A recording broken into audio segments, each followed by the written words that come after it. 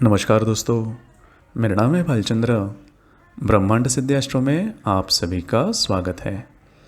आज के इस वीडियो में हम चर्चा करेंगे शुक्र अगर व्यय स्थान में मतलब द्वादश स्थान में है तो उसके जो मिलने वाले परिणाम हैं वो किस प्रकार के होंगे, वो शुभ होंगे अशुभ होंगे, सभी के बारे में चर्चा इस वीडियो में हम करने वाले हैं।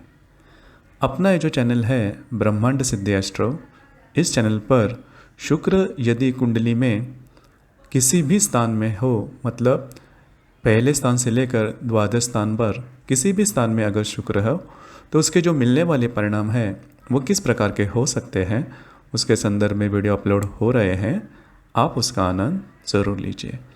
तो आज के इस वीडियो में हम चर्चा करेंगे शुक्र अगर द्वादश स्थान में है या फिर 12वें स्थान में है तो इसके मिलने वाले परिणाम किस प्रकार के होंगे।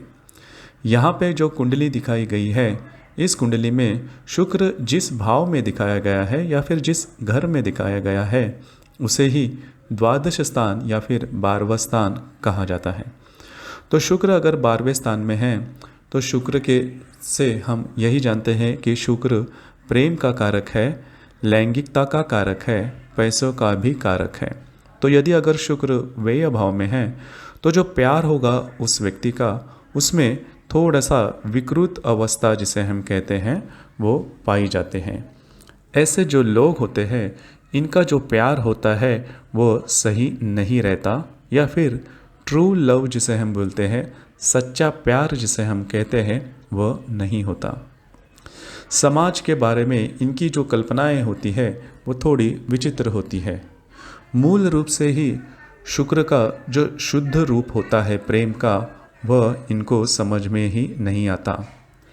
अपने जो माता पिता होते हैं उनको न बताते हुए प्यार में जो व्यक्ति आगे बढ़ते हैं या फिर कुछ कर गुजरते हैं, इस प्रकार की कुंडली में यह जो शुक्र है वो पाया जाता है।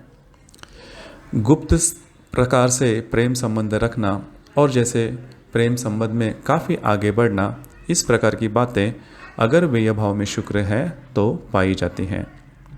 उसी प्रकार शुक्र मंगल, शुक्र हर्षल, इस प्रकार के योग अगर कुंडली में है तो फिर प्यार की वजह से बहुत बड़े प्रॉब्लम आना या फिर मन में न रहते हुए भी विवाह के योग आना या फिर विवाह कर गुजरना, इस प्रकार की बातें होती है। मतलब आपसे कोई ऐसी गलती हो जाती है जिसकी वजह से आपको विवाह करना पड़ता ही है, यद्यपि सामने वाले व्यक्ति आपको पसंद हो या फिर न हो। उसी प्रकार यदि शुक्र और राहु का योग व्यय भाव में है तो जो परजातीय जिसे हम बोलते हैं व्यक्ति, उनसे विवाह होने के चांसेस काफ़ी ज़्यादा बढ़ते हैं। अगर किसी स्त्री के कुंडली में व्यय स्थान में मतलब 12वें स्थान में शनि, मंगल, हर्षल, राहु, इनके साथ अगर शुक्र है, इनके युति में अगर शुक्र है तो फिर ऐसे जो स्त्री होती है उनका विवाह जल्दी से करना बहुत ही उचित होगा। नहीं तो विवाह के बारे में कुछ अलग ही प्रकार के अनुभव आ सकते हैं। इसी वजह से इस स्थान में जो शुक्र होता है वह शुक्र पूर्णतः अच्छा नहीं माना जाता। अगर इस स्थान में शुक्र के साथ पाप ग्रह है, जैसे कि अभी हमने जो पाप ग्रह गिनवाए, वो अगर पाप ग्रह है तो नेत्र पीड़ा, दृष्टि दोष भी देखा जा सकता है।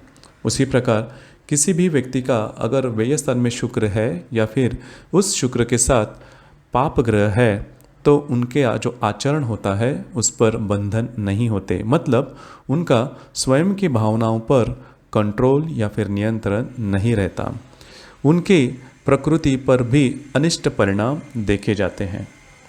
अगर शुक्र के साथ नेपच्यून इस भाव में है तो उनके विवाह थोड़ा सा विचित्र होता दिखाई देता है। काम सुख में थोड़ा सा अलगपन देखा जाता है। लैंगिकता के बारे में उनकी जो कल्पनाएं होती है वो काफ़ी अलग देखी जाती है। सप्तम स्थान में अगर पाप ग्रह है और इस स्थान का मतलब व्यय भाव का अगर शुक्र पाप ग्रह युक्त है तो वैवाहिक सुख मिलना काफ़ी कठिन होता है। उसी प्रकार इस संदर्भ के बारे में इसी प्रकार के अगर शुक्र है तो मिलने वाला जो वैवाहिक जोड़ीदार होगा उनमें काफ़ी ज़्यादा प्रॉब्लम कॉम्प्लिकेशंस हो सकते हैं, जिसे हम वियोग कहते हैं। उस प्रकार की भी परिस्थितियाँ आ सकती है, डिवोर्स भी हो सकता है। तो इस स्थान का जो शुक्र है वह शुक्र इस प्रकार के अगर किसी भी ग्रह के साथ या फिर किसी भी अशुभ ग्रह के साथ है तो इस प्रकार के जो परिणाम है वो मिलने के चांसेस काफ़ी ज़्यादा बनते हैं। इस स्थान में मतलब 12वें स्थान में अगर शुक्र अकेले होगा तो जैसे में हमने फल पहले बताए उस प्रकार के फल आपको नहीं मिलेंगे। लेकिन अगर वो शत्रु राशि में है, नीच राशि में है, तो फिर यह जो शुक्र है वो पूर्णतः शुभ फलदायी नहीं होता।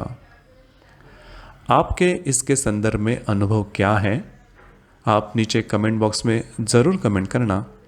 और अपना ये जो चैनल है ब्रह्मांड सिद्धि एस्ट्रो, इसे भी लाइक, शेयर और सब्सक्राइब ज़रूर करना। धन्यवाद।